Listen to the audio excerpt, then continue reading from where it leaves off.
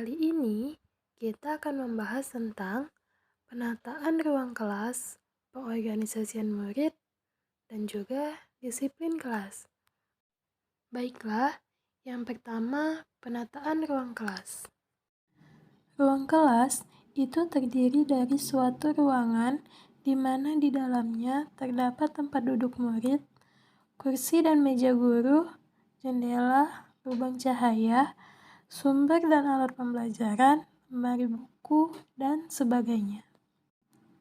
Nah, penataan semua benda-benda tersebut mempunyai pengaruh terhadap murid dan proses pembelajaran.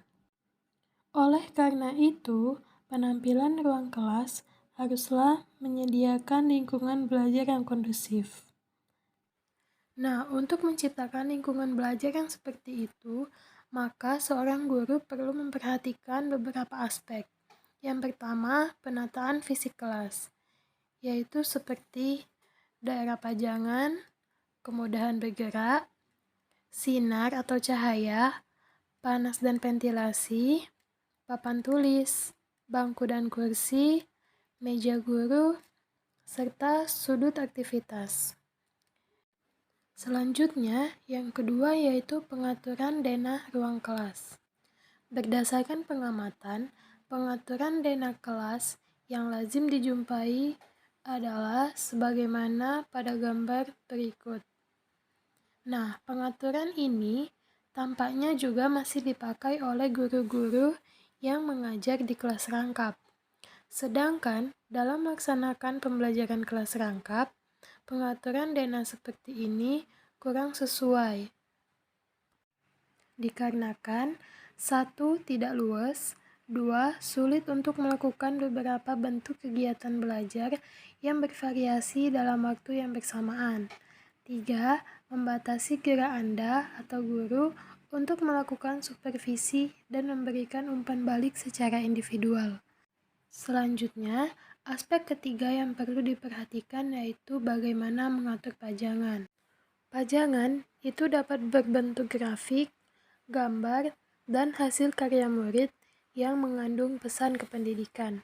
Maka, seorang guru dituntut dapat mengatur pajangan tersebut sehingga suasana kelas tidak tampak kosong dan menimbulkan suasana yang suram dan menyedihkan. Sebaliknya, tidak juga tampak kepenuhan dekorasi, tetapi dengan kualitas pesan pendidikan yang miskin. Selanjutnya yang kedua yaitu pengorganisasian murid. A. Kelompok belajar. Dalam pembentukan kelompok belajar, harus dipertimbangkan agar guru dapat menggerakkan kelompok belajar menjadi kelompok belajar aktif. Untuk mencapai tujuan tersebut, maka ada 3 hal yang perlu diperhatikan. Yang pertama, bagaimana cara membentuk kelompok belajar. Yang kedua, bagaimana merencanakan kelompok belajar. Yang ketiga, bagaimana cara meningkatkan keterampilan kerja kelompok. Yang B, bagaimana memaksimalkan pemanfaatan sumber belajar yang ada agar para murid dengan belajar mandiri. 1. Bagaimana memanfaatkan sumber belajar. Tempat untuk menyimpan dan memanfaatkan berbagai benda sumber belajar disebut pusat sumber belajar. PSB adalah suatu cara yang baik untuk memantapkan dan memperkaya belajar murid-murid. Yang kedua, tutor sebagai organisator. Tutor merupakan orang yang dipilih dari murid atau orang lain yang mempunyai kemampuan lebih untuk membantu murid lain.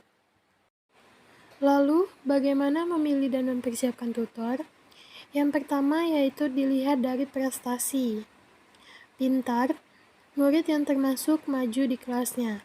Yang kedua, penampilan, yaitu luwes, dapat bergaul dengan semua murid.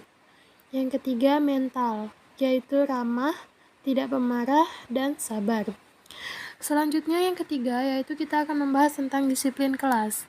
Disiplin kelas PKR bukanlah suatu disiplin kelas yang kaku, di mana murid duduk tenang, diam, tidak ribut sehingga yang terdengar hanyalah suara guru.